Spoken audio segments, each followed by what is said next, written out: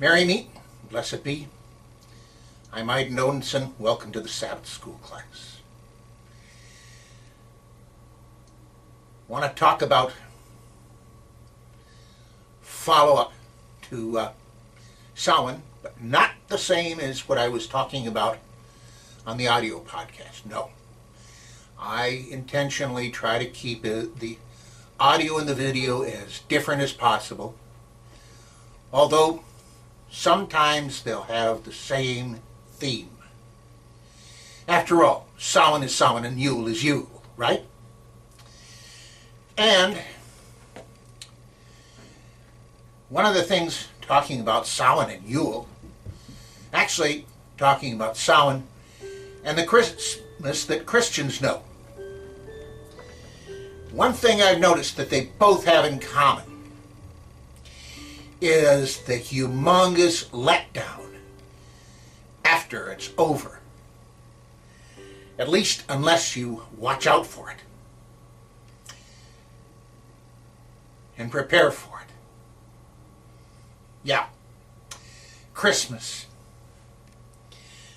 Basically, from the time you can go down to the supermarket and get your special on the turkey for Thanksgiving until it's time to take down the tree, everybody is so nice.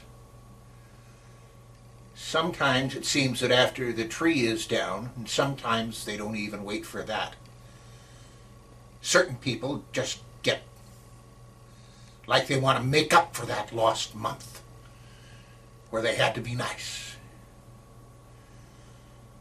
And of course the decorations are gone and all the cheerful stuff and fun stuff is gone. So of course after Christmas there's a letdown. For us, something similar at Samhain.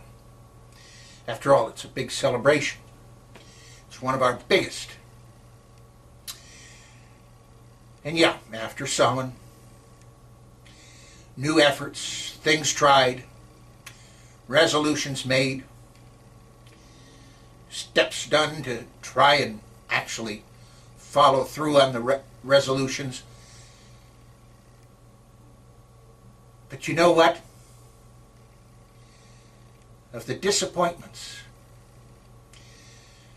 at least in my own opinion, of all the disappointments that can be and that you'll find at this time of year, it seems to me that the biggest disappointment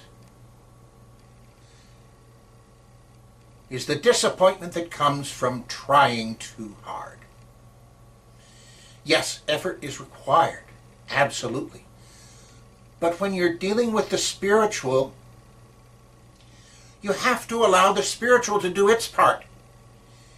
It's not all on you. It's not all for you to do. And it's not something that you can do at all. Especially in these times. We can see the spiritual played out in movies and on TV. I can think of a few movies and TV shows. One of my favorite TV shows is one called Charmed. Some of you may have seen that. And then, of course, there's a movie that was popular some years ago, The Craft. And then another one called Practical Magic. We see these, and we tend to try too hard to expect too much early on. After all, it happened that way on the TV show now, didn't it? Or it happened on that movie. All they had to do was go in to the shop, buy such and such, and here's the book, and they chanted the words from the book, and boom, things happened, right? Yeah, like the person who reads about scrying, tries it with a black mirror or a bowl of water or maybe a crystal ball. All of them and several others are perfectly good ways of going about it. But don't expect that it's going to be almost like tuning on a TV set. Yeah, I know, you'll see some TV shows, parodies, where somebody will have a crystal ball and it's almost like watching the 6 o'clock news of the future. No, it doesn't work that way. Similarly, don't expect your first tarot readings to be like tuning into the weather forecast on the local TV or radio station. No. Don't expect your first efforts at meditation to give you some great revelation. I'm not saying that it won't. I'm saying don't expect it to. When it happens, it'll be a surprise. It was a surprise for me. And every time it happens to me, it's a surprise. Even if I'm halfway planning for it. Even if I'm looking for it. Now, yeah, practice is necessary. You're not going to learn to be a tarot reader without reading tarot cards. You won't learn about scrying without scrying. But, well, I don't know how much practice is going to be necessary for you. But you'd probably like to know how to make it happen as soon as it possibly can happen.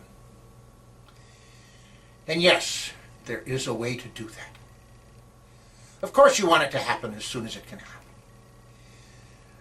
You're not doing this, you're not doing these things for the sake of doing them. You're not doing them for the sake of having something to occupy your time with.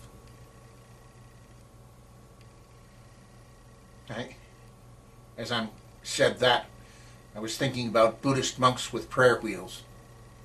They have a special feeling when they go through and turn their prayer wheels around and around and around and around. And they'll do that for hours and hours and hours and hours. But I can tell you that they wouldn't do it if all they thought they were doing was turning the wheel. No.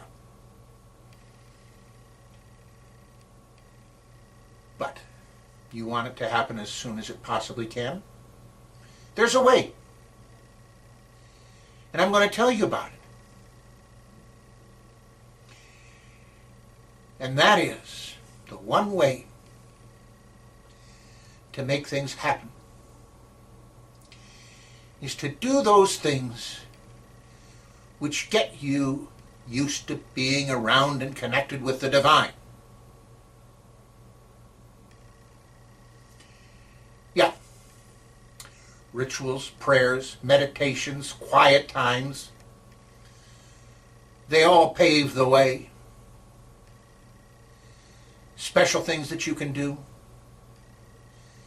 Well, for instance, on the trolley or the subway,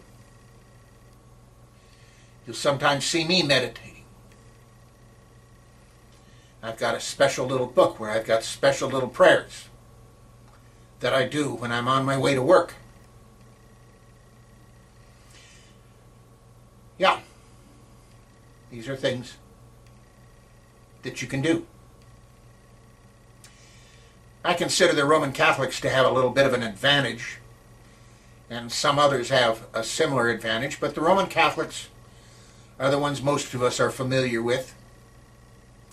They have such things as the Rosary, and special rituals like, well, the adoration of the Blessed Sacrament is the one that comes to mind, because that's one back in my Christian days that I used to participate in. But we have some too. And there's nothing that says that you can't come up with some of your own. Getting yourself used to being around the divine and being connected with the divine.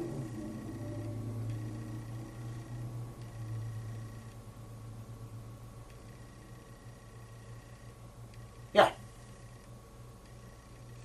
The objective here is to open your spiritual eyes and ears.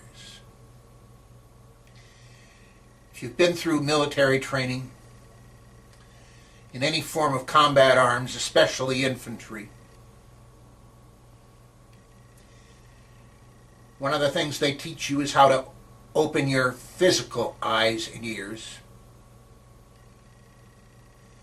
so that you can see the enemy and hear the enemy, preferably before they can see or hear you. We're not talking about enemies here. We're talking about the divine.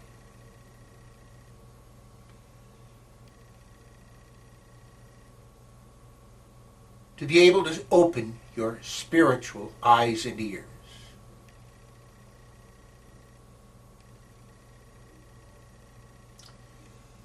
I'm Aiden. Blessed be.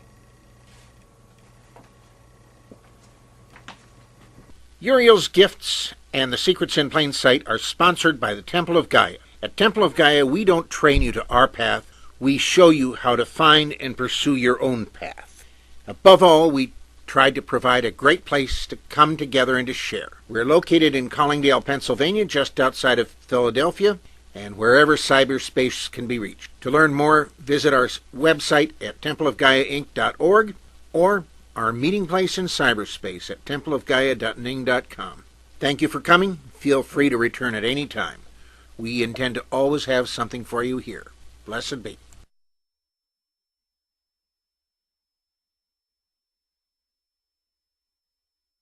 This has been a presentation of the Wise Ones Net. Merry part and blessed be.